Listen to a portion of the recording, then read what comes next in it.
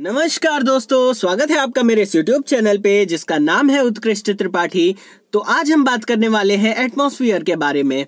हम एनसीईआरटी की क्लास 6 का चैप्टर 5 देख रहे थे, उसी का ये तीसरा टॉपिक है एटमॉस्फेयर। तो देखिए, सबसे पहले समझते हैं कि एटमॉस्फेयर क्या होता है। अर्थ के चारों ओर एक गैस की लेयर जो अर्थ को कवर किए हुए है उसको बोलते हैं एटमॉस्फेयर। अब हम बात करेंगे कि अगर एटमॉस्फेयर है तो उससे फायदा क्या है और एटमॉस्फेयर नहीं है तो उससे नुकसान क्या है। तो देखिए, एटमॉस्फेयर अगर प्रेजेंट है तो इससे सबसे बड़ा फायदा ये होगा कि अर्थ का टेम्परेचर मेंटेन होगा। और दूसरी चीज, इसमें ऐसी बहुत सारी गैस है जो पेड़ पौधे के ग्रोथ के लिए जरूरी है और बहुत सारी ऐसी चीजें हैं जो इंसानों के ग्रोथ के लिए जरूरी है, पेड़ पौधे के ग्रोथ के लिए जरूरी है, जीव जंतुओं के ग्रोथ के लिए जरूरी है। तो ये चीजें हैं इस एटमॉस्फेयर के होने के बारे में, इसके फायदे के बारे में। अगर बात करें इसके नुकसान के बारे में, अगर मान लीजिए कि अर्थ के चारों ओर एटमॉस्फेयर नहीं होता तब क्या होता। तो अगर अर्थ के चारों ओर एटमॉस्फेयर नहीं है तो इससे सबसे बड़ा नुकसान जो होगा, सन से आने वाली हार्मफुल रेज जो अल्ट्रावायलेट रेज कंटेन करती है वो डायरेक्टली इंसानों की स्किन पे पड़ेगी और इंसानों को स्किन कैंसर होने का खतरा बढ़ जाएगा। दूसरी चीज ये है कि पानी जल्दी जल्दी भाप बन के ऊपर जाएगा। और चीज ये भी है कि जितने जल्दी, जैसे कि रेट ऑफ इवेपोरेशन अगर बढ़ जाएगा तो ग्राउंड वाटर नीचे जाने लगेगा, भूमि धीरे धीरे बंजर होने लगेगी, पेड़ पौधे जल जाएंगे। इसका सबसे बड़ा नुकसान है। इसीलिए अर्थ के चारों तरफ एटमॉस्फेयर होने का सबसे बड़ा जो हमें फायदा मिल जाता है कि यहाँ पे अकेले अर्थ एक ऐसा ग्रह है जहां पे लाइफ सस्टेन किए हुए है, लाइफ को कंटेन किए हुए है। क्यों? क्योंकि इसमें ऐसी बहुत सारी गैसेस है जो हम लोग के ग्रोथ के लिए जरूरी है। इसका एक्सटेंड कहां तक है?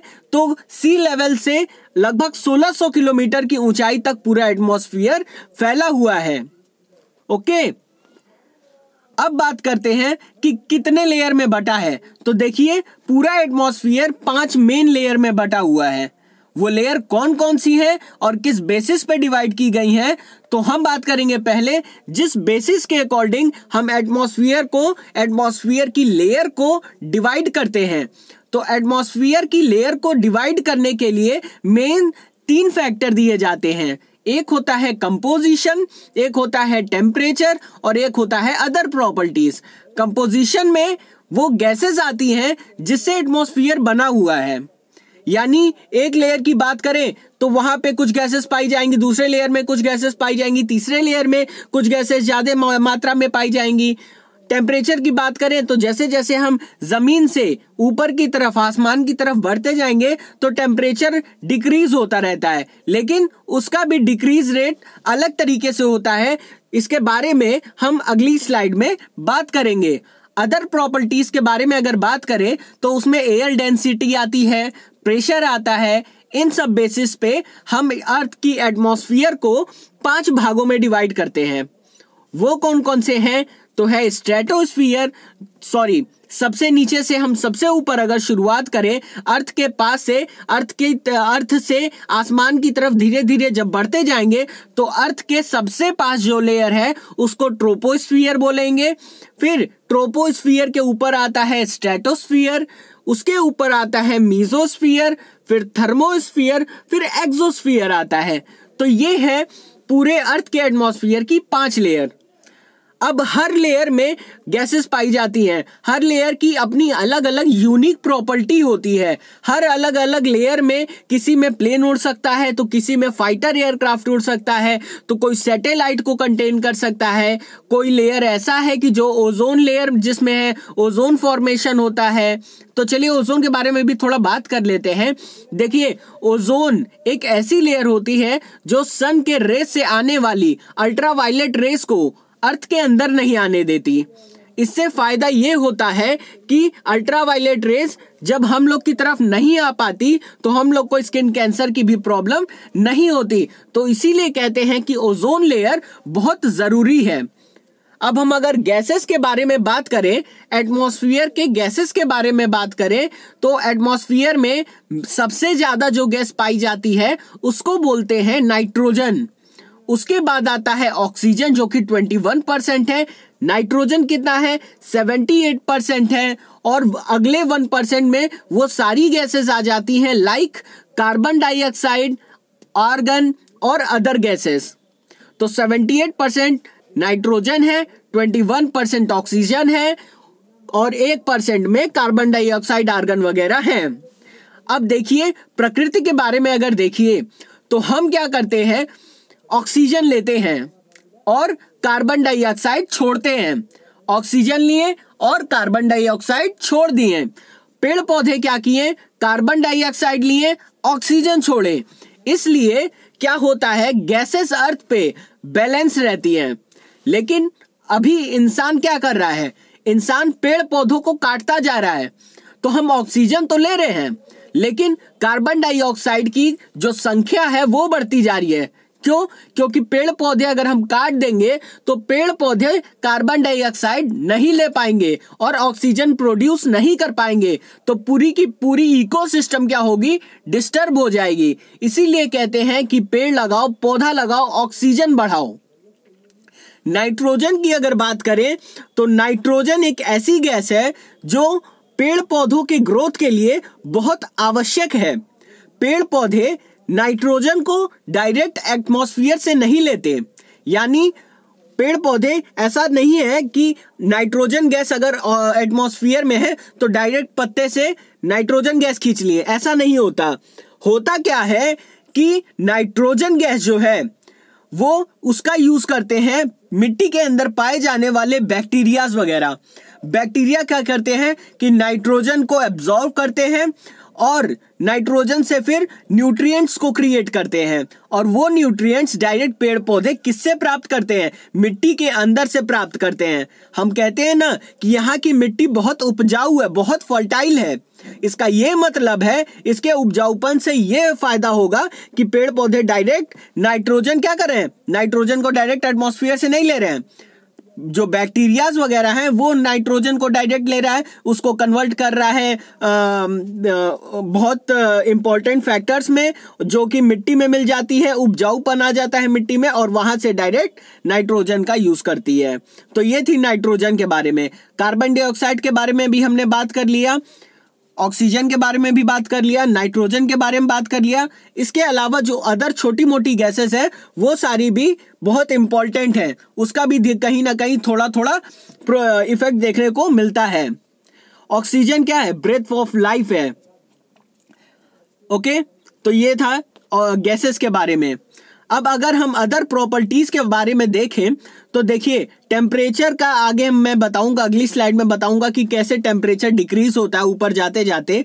एक टाइम ऐसा आता है कि टेम्परेचर गिरना, ऊपर जैसे जैसे जाएंगे टेम्परेचर कम होना कांस्टेंट हो जाता है और -55 डिग्री के आसपास या -57 डिग्री के आसपास ये कांस्टेंट हो जाता है, उसके बाद नहीं बढ़ेगा। अगर हम एयर डेंसिटी की बात करें तो एयर डेंसिटी की अगर बात करें तो समुद्र के तल से अगर हम जैसे जैसे आसमान की तरफ ऊपर बढ़ते जाएंगे तो एयर की डेंसिटी कम होती जाएगी और ऊपर जाते जाते गैस के जो मॉलिक्यूल हैं, एयर के जो मॉलिक्यूल हैं, एक दूसरे से बहुत दूर दूर हो जाएंगे और इसी वजह से प्रेशर क्या होता है, कम होने लगता है। जो एटमॉस्फेरिक प्रेशर है वो कितना है, 1 atm है। तो समुद्र तल से हम जैसे जैसे आसमान की तरफ बढ़ते जाएंगे, अंतरिक्ष की तरफ जाते जाएंगे, होता क्या है कि प्रेशर भी कम होते जाता है। अब प्रेशर समझते हैं कि एटमॉस्फेरिक प्रेशर क्या है। तो देखिए अर्थ के चारों ओर जो एटमॉस्फेयर है वो अर्थ की तरफ एक प्रेशर लगाता है, वो प्रेशर क्या कहलाता है, उस प्रेशर को बोलते हैं एटमॉस्फेरिक प्रेशर। कितना होता है, 1 atm होता है। ओके, तो ये थी प्रेशर के बारे में बात। प्रेशर भी ऊपर जाने पे घट रहा है, एयर डेंसिटी भी ऊपर जाने पे घट रही है, टेम्परेचर भी ऊपर जाने पे घट रहा है। इसी वजह से क्या होता है कि जो ऊंचे ऊंचे पहाड़ होते हैं उनकी चोटियां हमेशा बर्फ से ढकी रहती हैं। लगभग 4400 मीटर के बाद 4400 मीटर के बाद क्या होता है कि ऊंची ऊंची चोटियों पे बर्फ जम जाती है, और इसी बर्फ के जम जाने से क्या होता है, हम कहते हैं कि जैसे जैसे हम ऊपर जा रहे हैं कि 4400 मीटर एक ऐसी लाइन है, 4400 मीटर को हम बोलते हैं फ्रीजिंग लाइन, यानी अर्थ की वो माउंटेन की वो चोटी जो 4400 मीटर के बाद जा रही है, ऊपर तापमान कम होने की वजह से क्या हो रहा है, वो हिमाच्छादित हो जा रही है, उसके ऊपर बर्फ जम जा रही है, तो टेम्परेचर भी ऊपर जाने पे घट जा रहा है। कुछ एरियाज में, अर्थ के कुछ एरियाज में हाई प्रेशर होता है और कुछ एरियाज में लो प्रेशर होता है। एयर क्या होता है, एयर हाई प्रेशर से लो प्रेशर की तरफ जाती है, एयर हाई प्रेशर से लो प्रेशर की तरफ जाती है, और इसी को हम बोलते हैं विंड। जो हवा बोलते हैं ना, हवा फ्लो होती है। क्यों हवा फ्लो होती है, एक तो अर्थ के रोटेशन की वजह से फ्लो होती है, दूसरी चीज अर्थ में सभी जगह प्रेशर एक समान नहीं है, अर्थ में सभी जगह प्रेशर एक समान नहीं है। एक समान न होने की वजह से क्या होता है कि हवा या कह लीजिए एयर जो है वो हाई प्रेशर से लो प्रेशर की तरफ जाती है, जिसको हम क्या बोलते हैं, विंड बोलते हैं। अब ये भी चीज जानने वाली है कि क्यों ये यूनिफॉर्म प्रेशर नहीं है हर जगह। देखिए, समुद्र तल पे क्या होता है कि वेपराइजेशन होता है, वहां पे प्रेशर कुछ और होने वाला है, और समुद्र तल से जो पठार है जिसको प्लेटू आप बोलते हैं, वो क्या है, कुछ 400 मीटर की ऊंचाई पे हैं, कुछ 500 मीटर की ऊंचाई पे हैं। तो जो जीरो एलिवेशन पे प्रेशर है और जो क्या बोलते हैं 400 मीटर के ऊंचाई पे एलिवेशन है, क्या दोनों जगह सेम होगा? नहीं सेम होगा, दोनों तरफ प्रेशर वेरी करेगा, और इसी वजह से क्या होता है, विंड फ्लो होती है। तो देखिए, अगर हम बात करें लेयर्स के बारे में, अर्थ की लेयर के बारे में, तो 10 किलोमीटर तक क्या है, ट्रोपोस्फियर है। उसके बाद 10 से 30 किलोमीटर तक क्या है, स्ट्रेटोस्फियर है। फिर 30 से 50 किलोमीटर तक क्या है, मीसोस्फियर है। 50 से 400 किलोमीटर तक थर्मोस्फियर, और 400 किलोमीटर से ज्यादा क्या होता है, एक्सोस्फियर होता है। बादल वगैरह कहाँ होते हैं, इसी ट्रोपोस्फियर में।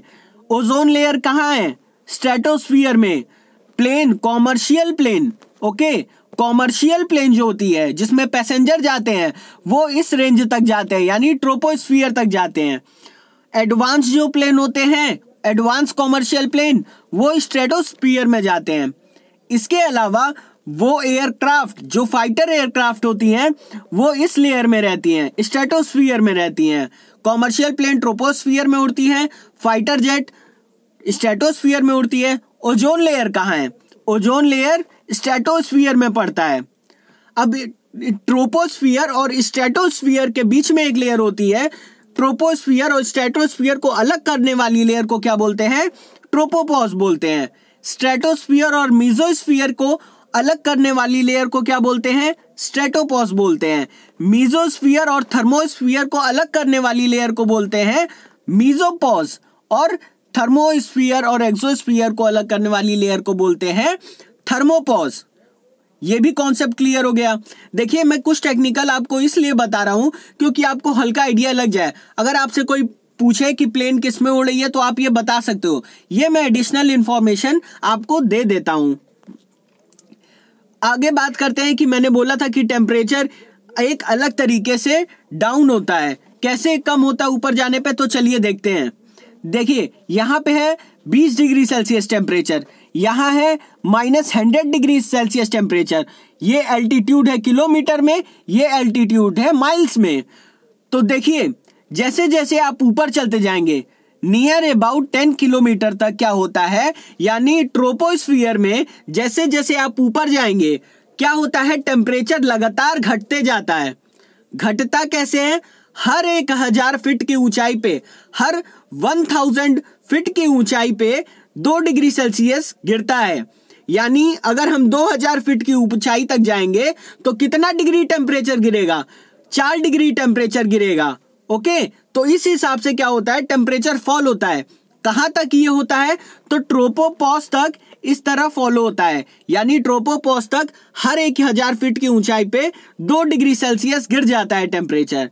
उसके बाद हम जब जाते हैं लगभग 20 किलोमीटर के ऊंचाई तक, तो टेम्परेचर कांस्टेंट हो जाता है। कितना कांस्टेंट होता है, near about -55 degree Celsius constant हो जाता है। उसके बाद जब हम स्ट्रेटोस्फीयर में ही 20 किलोमीटर से अधिक ऊंचाई पे जाते हैं तो टेम्परेचर बढ़ने लगता है। टेम्परेचर कहां तक बढ़ता है? तो स्ट्रेटोपॉज तक बढ़ता है। फिर उसके बाद जब हम ऊपर जाएंगे तो फिर नियर अबाउट -10 डिग्री और -5 डिग्री सेल्सियस कांस्टेंट होगा। फिर उसके बाद मीजोस्फीयर में ऊपर जाएंगे तो क्या होगा? टेम्परेचर घटेगा। फिर ऊपर जाएंगे तो क्या होगा कि टेम्परेचर कांस्टेंट होगा। उससे ऊपर जाएंगे तो फिर टेम्परेचर बढ़ेगा। यानी कि टेम्परेचर किस तरह से बढ़ रहा है? जब हम अर्थ सरफेस से ऊपर जा रहे हैं तो ट्रोपोस्फियर तक घट रहा है, उससे ऊपर जा रहे हैं कुछ किलोमीटर तक तो -55 कांस्टेंट रह रहा है। फिर स्ट्रेटोस्फियर में ही थोड़ा और ऊपर जाएंगे, 20 किलोमीटर के बाद जाएंगे तो टेम्परेचर बढ़ेगा, फिर कांस्टेंट होगा, फिर घटेगा, फिर बढ़ेगा, फिर कांस्टेंट होगा। इस तरह से टेम्परेचर गिरता है।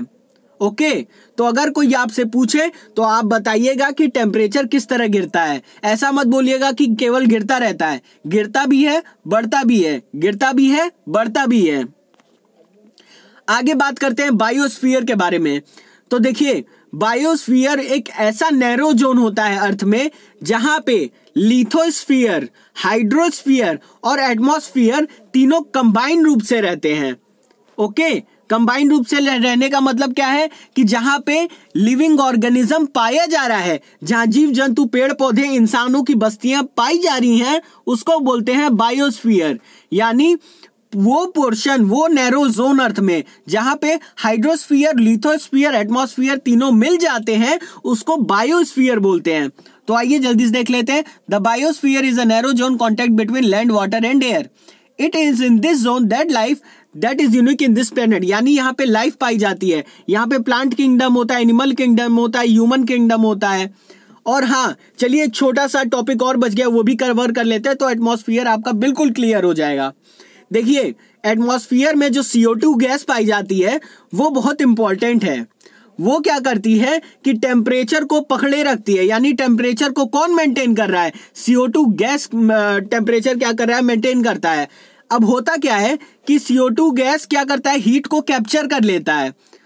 हीट को कैप्चर करने का मतलब है अगर सन की रेस पड़ रही है तो CO2 क्या करेगा? उस हीट को कैप्चर कर लेगा और अर्थ का टेम्परेचर बढ़ता जाएगा। अगर अर्थ में CO2 की मात्रा बढ़ गई, CO2 गैस की मात्रा अगर बढ़ गई, अमाउंट बढ़ गया अर्थ के अंदर, तो अर्थ का टेम्परेचर राइज करेगा, जिसका नुकसान यह होगा कि ग्लेशियर्स पिघलने लगेंगे और बाढ़ आने लगेगी। बाढ़ आएगी, नदियों के पानी का स्तर बढ़ जाएगा, लेवल उठ जाएगा। इसको क्या बोलते हैं? इसको बोलते हैं ग्लोबल वार्मिंग। मुझे मालूम है वीडियो थोड़ी बड़ी हो गई, लेकिन मेरा काम है कि आपको इंफॉर्मेटिव वीडियो देना, आपको हर चीज बताना उसके बारे में। तो ये था आज का पूरा वीडियो एटमॉस्फेयर के बारे में। अगर आपको वीडियो अच्छा लगे तो please like, share and subscribe this channel. बहुत बहुत धन्यवाद आपका ये वीडियो देखने के लिए।